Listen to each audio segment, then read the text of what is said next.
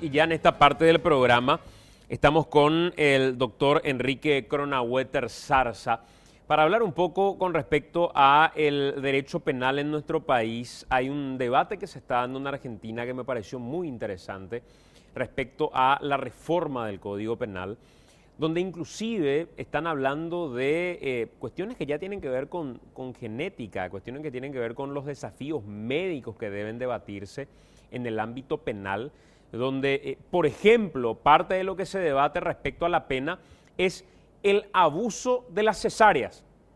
Y eso está dentro del debate que tiene que ver con la sociedad médica, tiene que ver con la sociedad en términos jurídicos. Y en Paraguay todavía no maduramos cuestiones que tienen que ver como el abuso de las medidas cautelares, el respeto al debido proceso, la presunción de inocencia, qué tan garantista es el Estado y qué tanto va limitando el poder de coacción que tiene la fuerza policial o cualquier otro organismo estatal, cualquier otro brazo ejecutor, y qué tanto se va garantizando al ciudadano la libertad en todas sus formas. Y recurrir a lo penal como la última instancia, inclusive hay debates que tienen hoy presencia en nuestro Código Penal que perfectamente podrían estar en el ámbito civil, por ejemplo, como cuestiones que tengan que ver con daños, perjuicios en difamación, calumnia, injuria, que todavía es parte de nuestro Código Penal.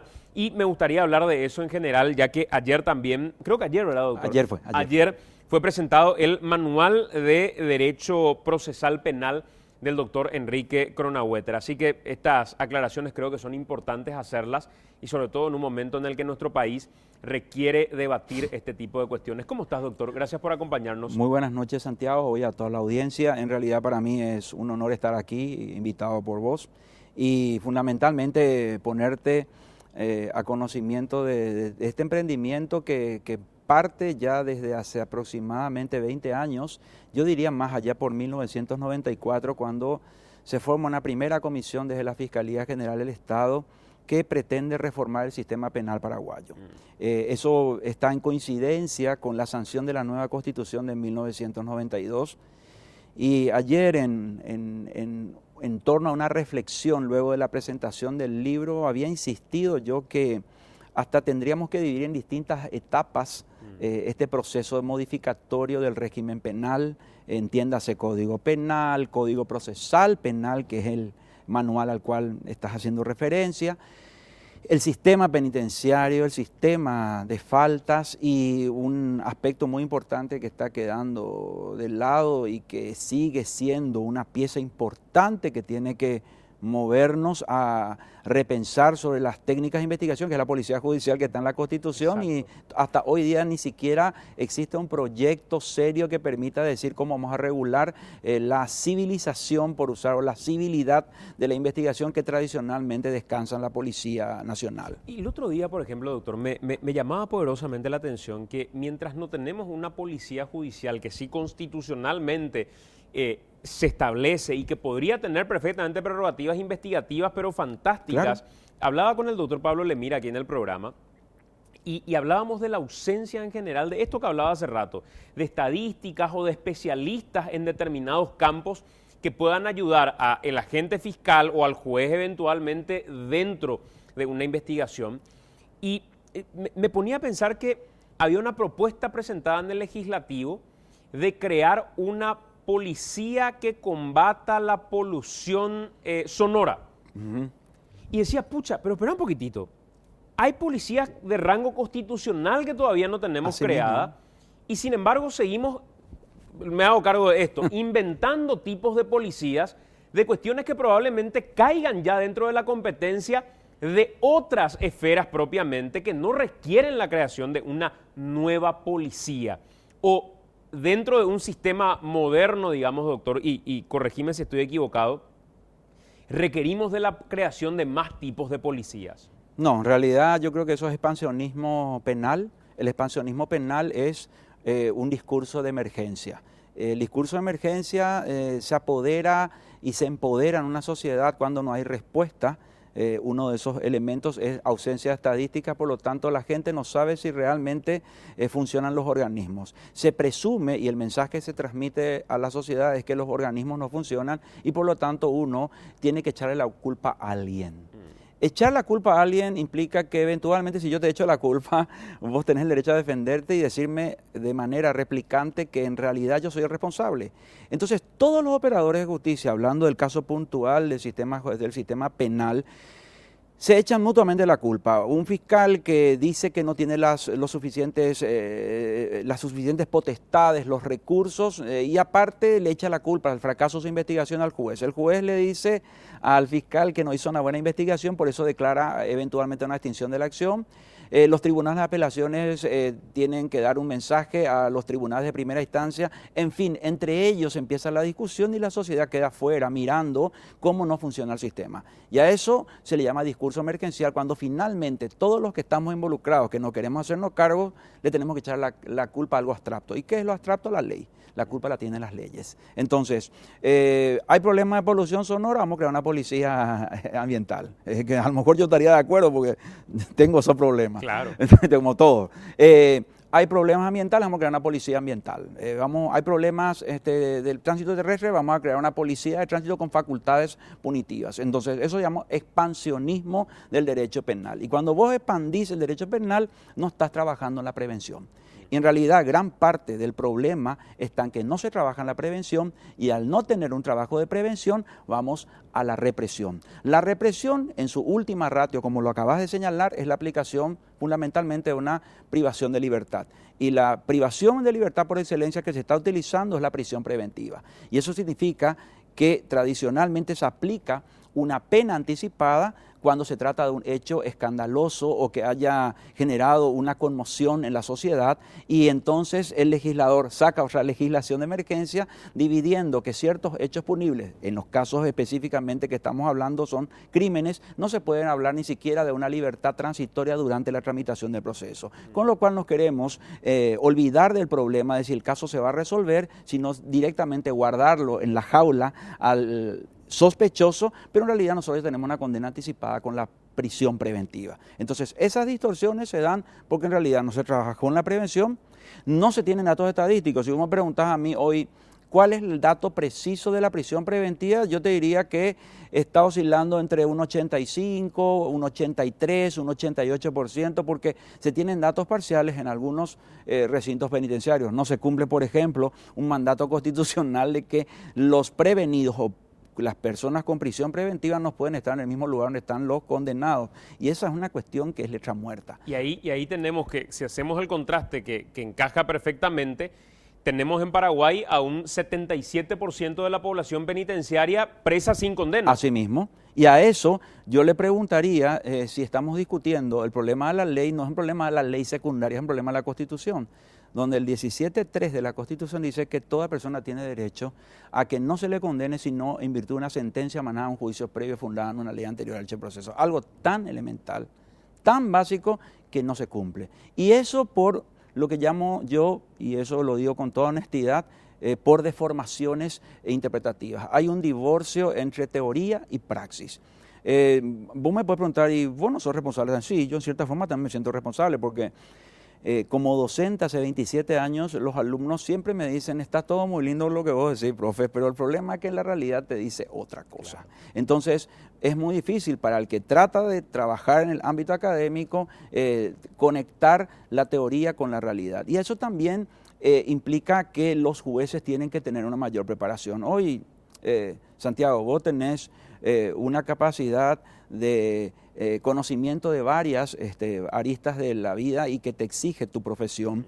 Estuve escuchando atentamente al doctor que estuvo hablando del INCAN y se entiende perfectamente cuáles son las falencias. Bueno, vos manejás perfectamente la falencia, entonces el prototipo del juez que habla a través de su sentencia es insuficiente. Bueno, necesitas un juez que esté preparado no solamente en el marco normativo, que yo también, con todo respeto, y me incluyo en primer lugar, tenemos deficiencias estructurales en la preparación del conocimiento de la ley, sino también en cuanto a conocer al ciudadano a quién se le va a aplicar finalmente la ley penal. Yo te quiero poner una realidad terrible.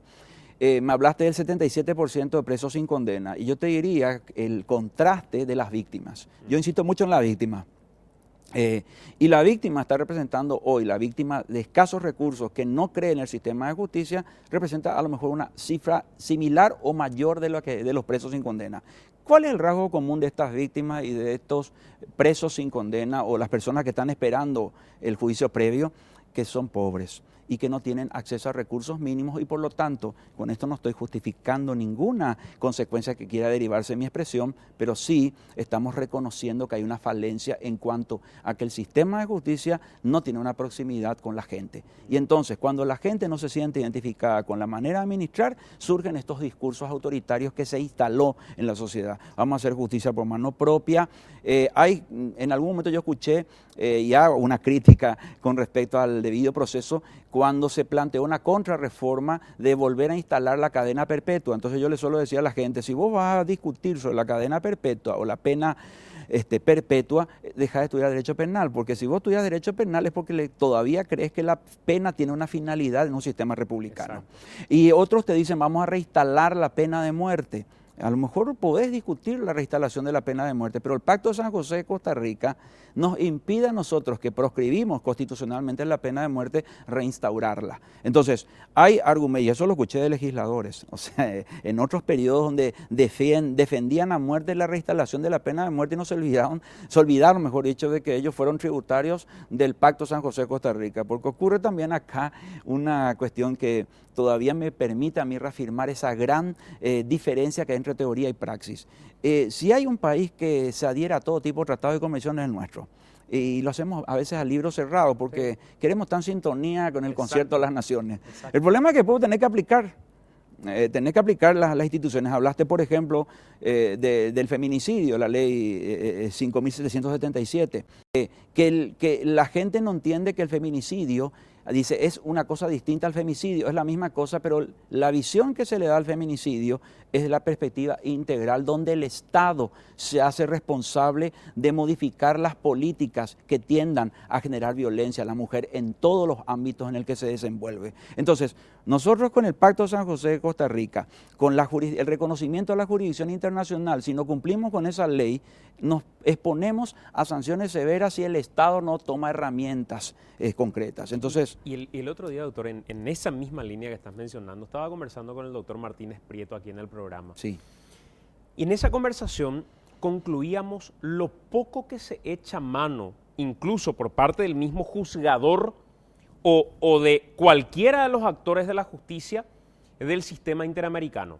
Es como que el sistema interamericano está ausente. Las opiniones consultivas, pero ni hablar, o sea, ni se llegan a las opiniones consultivas, sino conocemos el macro, no conocemos siquiera, mucho menos la opinión consultiva o eventualmente alguna relatoría que haya hecho alguna descripción respecto a alguna norma en particular, pero suscribimos. Y llega un momento en el que eso se volvió un monstruo que lo que se juzga de manera interna nada tiene que ver con lo que se suscribió a nivel tratado, que en términos de rango constitucional o de rango de prelación de leyes termina siendo de mayor eficacia inclusive. Claro, y además porque en todo caso, Santiago, ponerle que mañana vos no estás de acuerdo como juez con una determinada decisión de la Corte Interamericana o una opinión consultiva de la Comisión.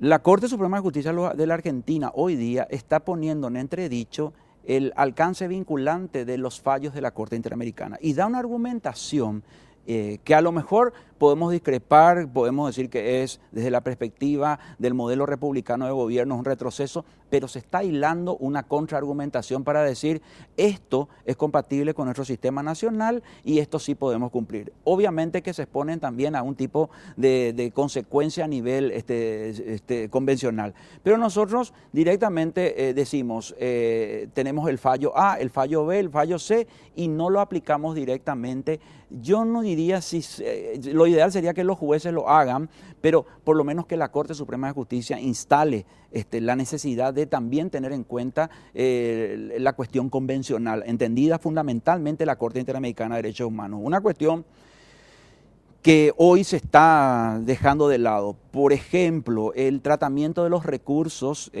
amplios, como dice el Pacto San José de Costa Rica, con fallos ya consolidados de la Corte Interamericana de Derechos Humanos, donde te dice que no basta discutir solamente en segunda instancia o aún por vía de casación la correcta aplicación o la inobservancia de un precepto legal, sino también la cuestión probatoria. Entonces, Costa Rica fue sancionada a principios de este siglo por no contemplar en su ordenamiento jurídico un recurso amplio, como dice el artículo 8, numeral 2, inciso H de la ley 1, para nosotros, /89. Entonces, hasta nos exponemos a que si nosotros mantenemos este régimen recursivo, restrictivo, donde solo se limita a discutir si se aplicó correctamente la ley y no analizamos cuestiones probatorias, que yo creo que hay que abrirlas, hay herramientas para ello, la tecnología te provee esa posibilidad, al punto de que a lo mejor utilizando las técnicas de registro audiovisual, en segunda instancia se podrían reproducir cuestiones probatorias que fueron mal valoradas por los tribunales de sentencia, con lo cual podríamos cumplir ampliamente con el mandato de la Corte Interamericana de Derechos Humanos. Ese es un tema de debilidad que está pesando a otros países y que a lo mejor en algún momento nos puede llegar. Doctor, una cuestión que a mí me preocupa mucho es cuál es la manera en la que el egresado de la carrera de Derecho termina concibiendo el derecho o su rol de abogado. Lo concibe desde la facultad que le otorgó el título para manipular la norma de acuerdo al interés del cliente, o de entender la norma dentro de un marco social en la que debe ser aplicada esa norma. Hilo un poco más fino. El derecho penal, ¿es correcto que conciba un estudiante inclusive de derecho como un garrote con el que voy a buscar qué norma me va a servir para pegarle a tal persona? ¿O requerimos de una facultad que saque a la calle gente que tenga un criterio más garantista del Estado? Bueno, yo te agradezco que hayas visto esa visión. Si hay alguien que hace poco dio una conferencia en Encarnación, en la Universidad Autónoma de Encarnación, donde hablé sobre el sistema educativo en la formación jurídica y cuestioné severamente a los sistemas de educación en nuestro país y la pedagogía que se utiliza. Nuestra pedagogía es positivista, donde al estudiante se le enseña únicamente memorísticamente lo que dice la ley, no se le enseña a razonar y no se le pone en contradicción entre la teoría y la práctica. No hay cátedras auténticas de litigación, o sea, sigue siendo la clase del típico auditorio donde el profesor es la estrella y el alumno es una especie de súbdito que tiene que acatar estrictamente lo que dice el docente. No se le enseña al alumno a ser autónomo y a trabajar, como decís vos, con la imaginación en la aplicación de las normas jurídicas. Entonces, tenemos alumnos que salen reproduciendo el mismo esquema que hace 50 años o 60 años se mantiene en la facultad. Te voy a dar un dato preciso. La cátedra de criminología, que es una materia que dejó de ser ciencia, pero se sigue enseñando como ciencia causal y explicativa, tiene un programa que sigue utilizando bibliografía de principios del siglo XIX y que hoy están totalmente perimidas. O sea, en algún momento, hay algunos docentes que dicen, yo actualicé el programa. No es que vos lo actualices conforme a la bibliografía más connotada y moderna, sino que actualices qué es lo que pretendes obtener. Exacto. Y a eso se le llama formación por competencias. Cuando estuve como director de la Escuela Judicial, sí hay algo que yo insistí en el cambio de la malla curricular. Y logramos un cambio. ¿Cuánto tiempo duró, Santiago? 1 año y medio duró. A los 1 año y medio se cambió el Consejo de la Magistratura y los alumnos mismos se encargaron de decir que se estudia cuestiones que no son propiamente jurídicas, porque, por ejemplo, metimos comunicación, metimos lo concerniente a la teoría de la litigación adversarial, cómo se tenía que interrogar al testigo, cómo tratar a la víctima, una cuestión de victimología. Todas esas materias que eran, yo le llamaba, habilidades para crear competencias, para ser un buen fiscal, para ser un buen defensor público, ser un buen juez, lo plasmé en una malla curricular que está pensada sobre el diseño de la Escuela Judicial Española, la argentina y la costarricense. Y que sobre todo si pretendemos transitar un ámbito penal ligado a la oralidad, Es fundamental. Es fundamental. Y eso se dejó de lado y entonces, yo no estoy haciendo una crítica a la autoridad, porque el problema es que la autoridad es coyuntural, pero la idea está instalada. Y por eso yo te decía, antes de empezar, que son praxis o prácticas deleterias. ¿A qué le llamo yo práctica nociva? Uno sabe que hay cosas que están mal. Vos me acabas de señalar un abanico de cosas que están mal, pero en realidad nadie se anima a cambiar. Entonces, en el esfuerzo titánico que lo haces aisladamente, te das cuenta que no tenés el respaldo de otros colegas, o que vos como periodista no tenés el respaldo, el abogado no tiene el respaldo, el docente, el juez, el fiscal, y todos terminan por ceder. Y finalmente es más fácil hacer lo que siempre se hizo y nadie discute acerca de por qué se está haciendo y que eso que se está haciendo realmente es una mala praxis. Entonces, a eso le llamo praxis deleteria. ¿Por qué? Porque el alumno recibe esa información. Te pongo un ejemplo. Al alumno se le enseña que la duración máxima del proceso se computa los 4 años desde la notificación de la acta de imputación. En ninguna parte de la ley dice eso. Pero ninguna parte de la ley dice. Pero se sigue insistiendo. Entonces, cuando yo me encuentro con alumnos en una maestría, me dicen, no, profesor, no es así. Lee el 136, lee el artículo 6, párrafo segundo, lee y te vas a dar cuenta, el 303 te vas a dar cuenta que no tiene nada que ver con lo que dice el 6. Cuando ellos empiezan a explorar eso, te dicen, sí, pero a nosotros nos dijeron que la Corte ya dijo eso, pero la Corte es pasajera. Lo que a vos te tiene que importar es la interpretación de la ley y modernizarla conforme a las exigencias. Eso yo le incluyo el último elemento de la interpretación y de la aplicación de la norma, que es el contexto. ¿En qué contexto vas a aplicar la norma? Te voy a poner otro ejemplo. A mí me preguntaron una vez si en casos de corrupción, así en términos genéricos te hablo, se pueden plantear salidas alternativas al procedimiento ordinario, llámese suspensión condicional del procedimiento, criterio de oportunidad, juicio abreviado. Claro que se puede, jurídicamente se puede. ¿Están dadas las condiciones del caso particular? Análisis del caso, de la realidad, claro. Sí están dadas, pero hay que analizar el contexto. Si vos le das una salida alternativa, ¿qué mensaje contextualmente en ese momento a la sociedad le estás transmitiendo? Impunidad. No solamente impunidad, le está diciendo que está bien que se haga porque pueda tener una salida alternativa. Claro. ¿Quién se desprestigia en eso? ¿Se desprestigia al juez? Puede ser. ¿Se desprestigia al operador de justicia? Puede ser, porque se desprestigia el sistema legal. Entonces te van a venir, te van a decir, ¿para qué vos me exigís todo el peso de la ley si vos en un caso de corrupción aplicaste una salida alternativa? Y sobre todo en un país que siempre se guió por los privilegios. Ahí está.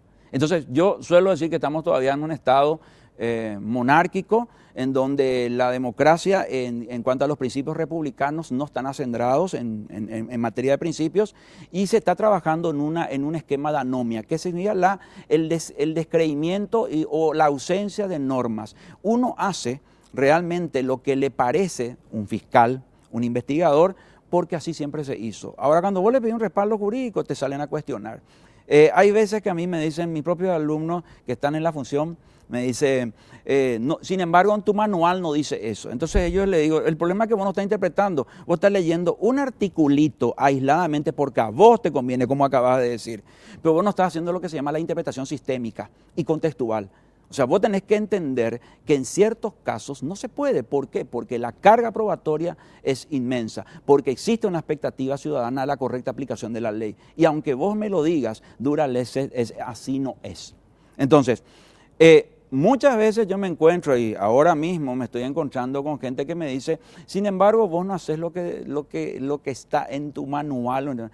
No, yo no estoy diciendo que, o sea, el problema acá no es si yo hago o no hago, el problema es cómo tiene que hacerse. Y fundamentalmente yo insisto, no analicemos la norma cuando a vos te conviene, analizá en el tema contextual y en un análisis global o sistémico. Como vos me dijiste, al abogado, al estudiante de derecho se le enseña que encuentre la norma para meterle preso a alguien o para liberarle a alguien. No, vos tenés que bregar por un principio transversal que es el debido proceso. Y el debido proceso no tiene ningún tipo de renunciamientos. Lo haces en cualquier coyuntura y bajo cualquier riesgo de que te puedan tildar con algún tipo de rótulo. Solo que el debido proceso, doctor, es ahí donde choca, digo, desde una forma ya en la práctica, con lo que mucha gente dice, acá se defiende al delincuente. Y claro, ese es el mensaje. Acá se está defendiendo al delincuente. Imagínate que discutimos que el lince tiene que identificarse mostrando el rostro en el momento del procedimiento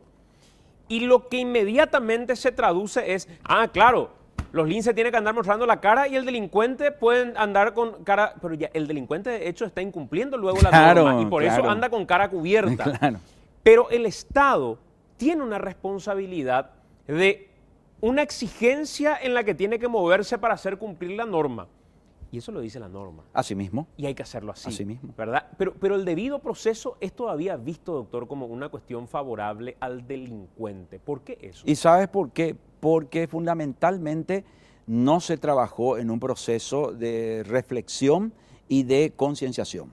O sea, nosotros teníamos un compromiso cuando sancionamos la ley 1286, una fortísima capacitación de los operadores de justicia. Eso se rompió allá por el 2003. Y se produce la contrarreforma con reformas sucesivas. Se limita la norma al 136, los procesos se extienden porque se genera impunidad.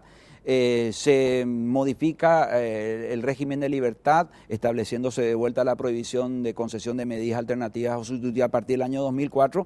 Y a eso se suma también un dato no menor, que cada órgano que no fue debidamente formado para el nuevo modelo, rápidamente se trata de rearmar en el viejo sistema. Yo le rotulo al sistema inquisitivo que teníamos antes como un muerto que goza de buena salud. Exacto. Se escribió el certificado de función, pero están vigentes las mismas prácticas. Y cuando vos hablas de garantía, vos hablas con un policía y te dice 6 horas para comunicar la investigación, es muy poco. Entonces yo le digo a mis alumnos, imagínense que ustedes sean privados de libertad por 6 horas. El código te dice que durante 6 horas vos estás a la suerte del encargado de tu libertad. Y yo te pregunto, ¿a vos te parece que es poco tiempo? Es mucho tiempo, muchísimo tiempo. Porque sos maniqueísta, le digo. Y yo soy maniqueísta. Hago mi mea culpa. Nosotros medimos al delincuente de la perspectiva de que nosotros somos los buenos y ellos son los malos. Y ayer yo terminaba mi reflexión diciendo, cuando veamos el sistema penal como una garantía del ciudadano ante el ejercicio abusivo del poder, porque para eso se hizo la Revolución Francesa, y de los 17 artículos de la Declaración de los Derechos del Hombre y del Ciudadano, 11 hacen referencia al proceso penal, de ahí surge la raigambre del debido proceso. Cuando vos sepas que mañana a vos te puede tocar la privación de libertad y que vos realmente no eras el bueno porque vos te creías que era el bueno, vas a ver que va a cambiar tu discurso. Yo suelo decir y usar mucho un ejemplo que dio un jurista argentino cordobés, José Ignacio Caferata Nores. El asadero corta la carne con tanta fuerza porque tiene el mango que le protege. Pero imagínate vos si el asadero tendría que cortar la carne agarrando por el filo. No lo quisiera agarrar y si lo agarrase, lo haría con tanta debilidad porque se va a cortar. Así tenés que tomarlo al proceso penal, al sistema penal. Entonces, la garantía es para que justamente no exista ejercicio abusivo del poder. Ahora, vos podés instalar esos discursos. Podés instalar el discurso que el código es maldito porque defiende al delincuente y porque en realidad estamos volviendo a lo mismo que te dije. ¿Quién tiene la culpa finalmente? No son las personas, sino la ley. Entonces, como la ley no se puede defender, no te puede contestar que en realidad sos vos el que está operando mal, vos no estás realizando políticas públicas de prevención, entonces, ¿quién es el único que culpa? La ley. Y el discurso es fácil. Pero a mí me preocupa, doctor, que eso salga de estudiantes de Derecho Sí. o de egresados de la carrera de Derecho. Y porque fracasamos nosotros. O sea, yo escucho o leo a gente que salió de la Facultad Sí. de Derecho y que está sosteniendo la hipótesis del garrote. Sí. Y Sí. que hay que sitiar las calles Sí. y que el ciudadano tiene que andar en cada esquina identificándose. ¿Por qué? Porque no tiene nada que esconder. ¿Y por qué va a tener miedo de identificarse? ¿Por qué va a tener miedo? Y en contrapartida, ¿pero por qué la policía no debería de desarrollar técnicas de investigación Así mismo. como para llegar al delincuente porque es delincuente y no porque tiene que mostrar que es inocente la persona que va caminando por la calle? Pero lo dicen estudiantes de Derecho o egresados de Derecho, doctor. Y porque también habemos docentes que no nos encargamos de hacer esa diferencia. Yo insisto mucho en mi cátedra, pero de pronto te sale y te dice todo muy lindo lo que decís, profesor. Pero a la hora de la verdad, vos no sos el que va a vértela en el día a día, porque hay un Estado ausente. Estado ausente significa ausencia de normas. Tenemos ausencia de normas, automáticamente vos instalás el régimen, la sensación de inseguridad. Entonces todo el mundo dice, sálvese quien pueda. En realidad yo ahora voy a salir, voy a ir a mi vehículo y me voy a mi casa. Tengo mi alarma y tengo algunos mecanismos de protección de mi seguridad personal, pero hay muchos ciudadanos que no lo tienen. Y esas personas son las más vulnerables porque no hay una policía eficiente, hay otros problemas vinculados a la eficiencia que no es el punto. No hay un sistema judicial eficiente y fundamentalmente no existe una política pública concertada de todos los organismos intervinientes para instalar por lo menos elementos que permitan decir tenemos datos estadísticos en tal barrio de que disminuyó la violencia en cuanto a determinados hechos punibles.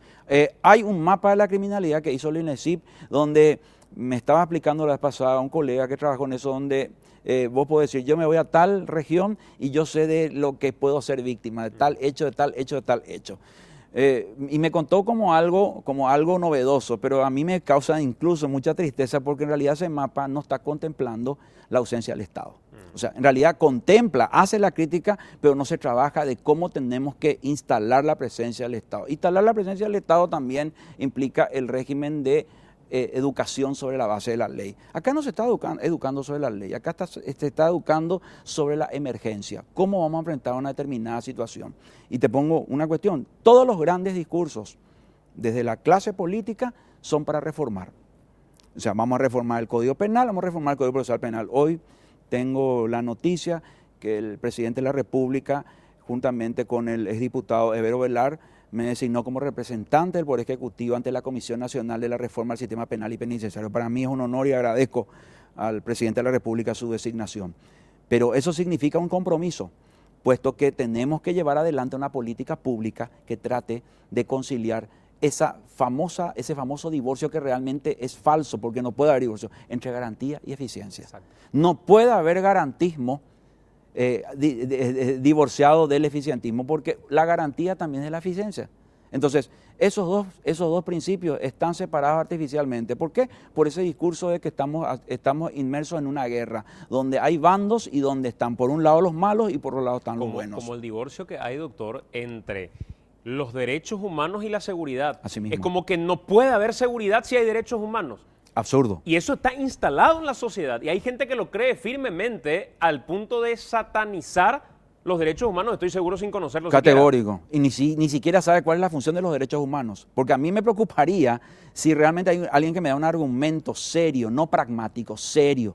Porque yo te digo con toda honestidad intelectual, te digo, Santiago, si vos querés discutir sobre cuestiones de debido proceso, de garantía, de eficiencia, de derechos humanos, estudiar, capacitate y discutir sobre esas bases. Yo le digo a mis alumnos, vos me podés decir que yo no estoy convencido, hay alumnos que me dicen, ¿por qué no está convencido? Y porque no me cierra. ¿Y qué es lo que no se cierra? Y la verdad que no sé, pero no me cierra. Pero entonces tu argumento no es un argumento razonable, es un argumento de simplemente íntima convicción. La íntima convicción es interesante para algunas experiencias de la vida, pero para manejar el derecho es otra cosa. Hay unas herramientas y yo creo que vos tenés que instalar el discurso. Yo no le cuestionaría, y me encantó esto que dijiste, Santiago, de hablar de los alumnos y de abogados, porque hay gente que le dice la sociedad piensa así. La sociedad no es la responsable, la sociedad, yo le entiendo a la víctima, le entiendo a la posible víctima, pero yo lo que no le entiendo es aquel que se formó y que se cree que conocedor de las leyes defiende exactamente lo contrario a lo que recibió en las cátedras. Porque es además deshonesto intelectualmente. Así mismo. Doctor.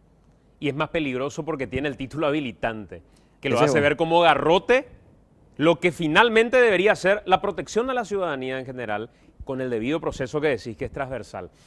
Me quedé con eso que mencionabas respecto a la transformación de la malla curricular y la adecuación a la sociedad y al tiempo. Y no puedo creer cómo aquello que fue propuesto no terminó prosperando en el tiempo. Yo tuve la posibilidad de tener como docente de litigación penal a la doctora Elsa García, que me parece una profesional fantástica, que insistía mucho en eso que estás mencionando, en la controversia, en los métodos de interrogación, en aplicar de manera debida el juicio oral como un elemento fundamental. Y al terminar esa cátedra, aunque no le tenía mucho apego al derecho penal ni al derecho inicialmente, aunque era una cuestión estrictamente ligada al periodismo, en esa cátedra terminé descubriendo que en realidad si tomara eventualmente alguna vez alguna especialización, quisiera que fuera en juicios orales. Sí. Y uno se pone a buscar aquí, en Paraguay, o incluso en parte de la región, especializaciones en materia de juicio oral, y es como que está todo lejano todavía. Sí. Y todo es, no, lo que dice el manual de hace no sé cuánto tiempo, sobre bases que ya ni siquiera son utilizadas hoy por hoy, pero que hay que conocerlas porque, bueno, es lo que dice, claro que hay que conocerlas. Pero ¿qué pasa hoy mientras el camión sigue avanzando de alguna manera? El juicio oral es toda una especialidad aparte, doctor. Sí. Y tomamos con la seriedad que requiere el enseñar sobre las prácticas del juicio oral. En realidad, yo creo que eso que estás mencionando es un punto central del proceso de ajuste que se va a hacer al Código Procesal Penal. Hay un proyecto que está ya sancionado hace 3 años, 2 años atrás, donde incorporamos reglas de litigación adversarial. ¿Qué significa litigación adversarial? Que es lo que te enseña la profesora Elsa García. Básicamente implica que el que acusa debe probar y el imputado debe esperar cuál es su teoría del caso. Te voy a poner un ejemplo concreto. Si vos te vas a un litigio hoy y la fiscalía ofrece, hablo en términos vulgares, puedo pecar en cuanto al prurito académico, pero vos te vas lees una acusación y te das cuenta que la fiscalía presenta 20 testigos. ¿Qué hace el abogado defensor por lo común? Se adhiere a los 20 testigos de la fiscalía. Eso, en técnica de litigación adversarial, es la derrota anticipada de tu caso. ¿Por qué? Porque quiere decir que con eso vos estás conectando la teoría fáctica que sostiene la fiscalía. ¿Acaso vos no estás haciendo una contrateoría?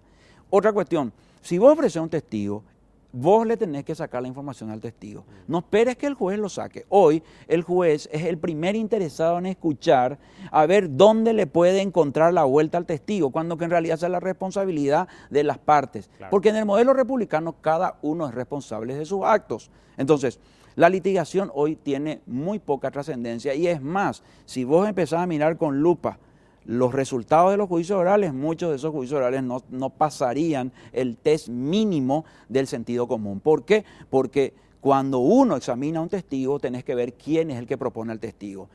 En el examen del testigo, si yo te propuse a vos como testigo, yo te voy a preguntar, yo tengo que saber anticipadamente qué información quiero sacar de vos. Exacto. Si yo llego a fracasar en mi pregunta, automáticamente el testigo pasa a ser, entre comillas, utilizado por el contrario. Exacto. El contrario te va a hacer caer en contradicciones, por lo tanto las preguntas capciosas están permitidas en la lógica adversarial. Acá un juez de tribunal dice, no, eso no puede preguntar. Te pueden hacer preguntas repetitivas porque en eso consiste la contrateoría del caso.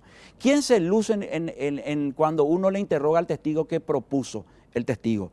¿Quién se luce cuando el que no propuso le hace el contrainterrogatorio? El abogado.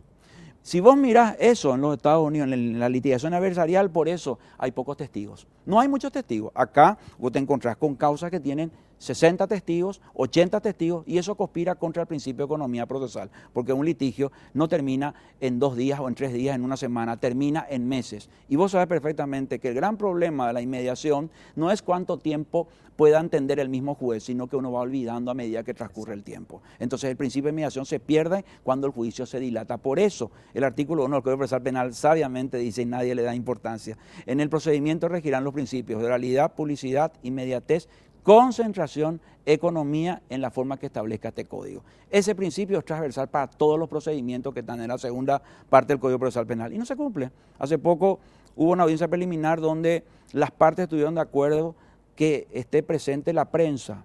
Perfecto, una audiencia preliminar, pero el artículo 352 dice que la audiencia preliminar es oral y pública. No es que decida el juez que va a ser pública, está en la ley. Exacto. Esa es una praxis deletérea. Entonces, yo seguía atentamente los periodistas como decían, se va a hacer la audiencia, vamos a poder transmitir. Perfecto, ustedes van a transmitir. Pero el problema es que en realidad era un derecho que está consagrado, no solamente desde en el 17.2, sino en el Código Procesal Penal hace 20 años. Exacto. Entonces, yo lo que estoy reflexionando en este manual es cuántas prácticas se han perdido por la mala práctica, valga la redundancia, porque en realidad se instaló una manera de ver que a mi modesto modo de ver es distorsionada y eso se está transmitiendo generación en generación. Entonces te salen colegas que te dicen, no, vamos a plantear un incidente. ¿Y por qué vos planteas un incidente? Y porque siempre se planteó el incidente. Y vos sabés que el incidente es una cosa y la excepción es otra. No, pero esas son cuestiones técnicas y en eso quiero insistir. Un litigante tiene que ser una persona preparada. Ahora, ¿podemos cambiar el modelo? Estamos abiertos. queremos traer el juicio por jurado. Adelante, vamos a discutir. Pero yo no te voy a cerrar la ventana y no cerrar la puerta porque yo no esté de acuerdo con el juicio por jurado. Cuando recién sancionamos el Código Procesal Penal, ¿vos sabés cuál es la principal objeción que nos daban? ¿Cuál? Nos decían que el paraguayo no sabe hablar. Entonces yo decía, pero el problema es que la cultura nuestra es oral. Y aparte, anda a ver cómo escriben. Claro, o sea, imagínate. o sea, me defendía como argumento de la escritura que el paraguayo aparentemente sabe escribir, pero no sabe hablar. Y eso hoy con el tema, eso está fuera de discusión. No resiste el mínimo análisis. Ahí está, pero te cuento que ese era el gran argumento. Entonces, hoy te van a decir, nosotros no estamos preparados para estas cuestiones técnicas porque eso es lo único que hace favorecer la impunidad. Mentira, se favorece la impunidad porque en realidad nunca vos te encargaste de leer cómo tenés que abordar un caso. Y yo creo que no voy a hacer una crítica, sino voy a rescatar.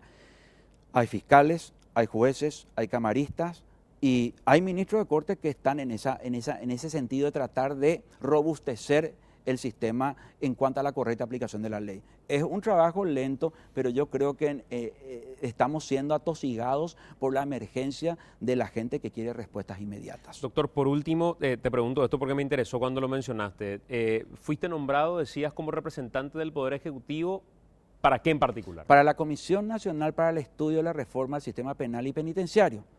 Es una comisión que integra representantes del Poder Ejecutivo, está el doctor Evero Velar, este humilde servidor, representantes de la Cámara de Senadores, representantes de la Cámara de Diputados, representantes de la Corte Suprema de Justicia, representantes del Ministerio Público y representantes de la Defensa Pública. Es una comisión que se va a reinstalar porque, te recuerdo, ya se reinstaló en el año 2014 y emitimos 2 proyectos a través de esa primera comisión de la cual yo fui coordinador del área procesal penal, y el doctor Casaña y el doctor Evero Velar de la parte del Código Penal. Hay 2 proyectos de Código Penal y Código Procesal Penal, donde muchas de estas experiencias que se señalé están plasmadas en la nueva normativa. ¿Qué vamos a hacer ahora? Vamos a recibir nuevas propuestas. Por ejemplo, juicio por jurado. Vamos a discutir las tecnologías de la información y la comunicación. ¿Cómo vamos a discutir las cuestiones de investigación penal compleja, si vamos a necesitar un procedimiento especial para causas complejas o vamos a tener el mismo procedimiento? ¿Qué vamos a hacer con el papel? El papel es el enemigo de la concentración. ¿Cómo te voy a liquidar a vos la causa? Te voy a poner 500 tomos. ¿Vas a leer 500 tomos? Vos le preguntás a cualquier abogado, jamás te leyó. Yo, mi experiencia de 21 años, antes de entrar a la función pública, 21 años de profesión, te puedo decir que si tenía 10 tomos, se reducía mi teoría del caso a medio tomo. O sea, el que te dice que leyó todos los tomos lo habrá hecho a lo mejor por aburrido o porque en realidad no sabe por dónde comenzar. Pero básicamente es papel, papel, papel y papel que no dicen nada. Entonces, 0 papel y más oralidad, usando los registros audiovisuales. Y eso va a acercar a la sociedad. Hay un proyecto, creo que se presentó el Poder Ejecutivo, sí, de publicitar todas las audiencias. Yo creo que uno, más allá de los temores que genere la publicidad, tiene que estar abierto al escrutinio público. Y si por ahí en el escrutinio público me quedo por el camino, y bueno, así nomás son las cosas. Doctor, gracias por acompañarnos, de verdad, Gracias, un gusto conversar con vos. Igualmente, gracias.